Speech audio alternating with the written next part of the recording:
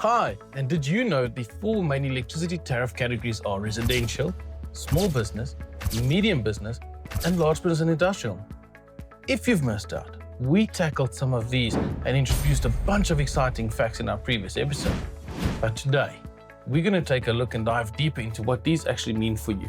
Plus, we are going to tackle probably the most commonly asked question in the industry. Stay tuned. This is one episode you're going to want to share.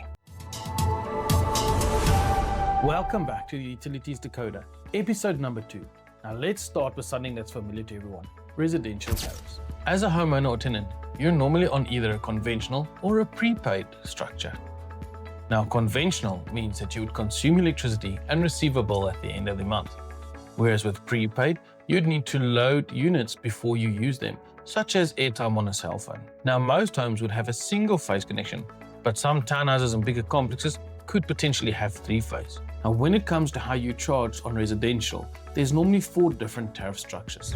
The first being a flat rate, so one price per unit and the unit measured in kilowatt hours. Number 2, inclining block rate.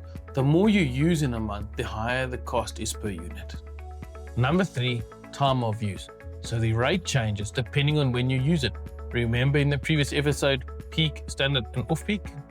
Number 4, basic charge. A fixed fee charged monthly or daily, even if you use no electricity at all. Next up, we have small business tariffs. This tariff applies to shops, takeaways, small offices, and businesses with light usage. These users typically have either a single or a 3-phase connection. Now, small businesses are normally charged for the usage in kilowatt hours as well as a standard charge, similar to the residential. However, your circuit breaker size can bump you up into a higher tariff category. So, if you have any heavy machinery or fridges, make sure that your supply size matches your real needs. Don't pay for more than what you actually need. Now, moving up the scale, we have medium businesses.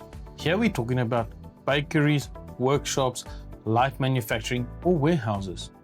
These establishments are always 3-phase connections. As a medium business, you are charged in 3 different ways. Firstly, your kilowatt hour in terms of consumption, your basic monthly charge, which is determined by your breaker size as well as your distance from your nearest supply, and your monthly demand charge. This is the highest point of electricity that you used within a month. So managing your peak electricity usage becomes extremely important to make sure that there's no unforeseen surprises on your electricity bill during the month. Large businesses and industrial tariffs. Finally, the heavy hitters, large businesses and industries. These consumers always have a 3-phase connection and are charged a basic charge for being connected to the grid, a consumption charge based on the kilowatt hours used, a capacity charge based on the notified demand, as well as a demand charge for the maximum peak of electricity used in the month. That's crazy, but it's not all. Let's take a look at how voltage matters. If you as the consumer have a low voltage connection, LV less than 400 volts, your connection is metered after the transformer, which means the utility supplier is responsible for the maintenance of the transformer. Now, you'll have a slightly higher rate, but at least you're not responsible for the maintenance and upkeep of the actual equipment. Medium voltage connections, or MV, are over 400 volts. Now, these connections are metered before the transformer, which means that you, as the consumer, are responsible for the maintenance and upkeep of the equipment. In turn, you will, however, receive a slightly lower rate. Next, we tackle the most commonly asked question in the industry. But just a moment, let's thank today's sponsor. UMFA is currently celebrating 20 years and would like to remind you that the deadline to obtain a valid energy performance certificate is fast approaching. UMFA can guide you in understanding your energy profile through smart metering and the UMFA portal, giving you insight into consumption patterns and helping you prepare for the certificate requirements. Avoid penalties, unlock efficiency, be future ready with UMFA. Feel free to check out the website by following the link in the description. UMFA, the power behind your business. Now let's tackle that big question.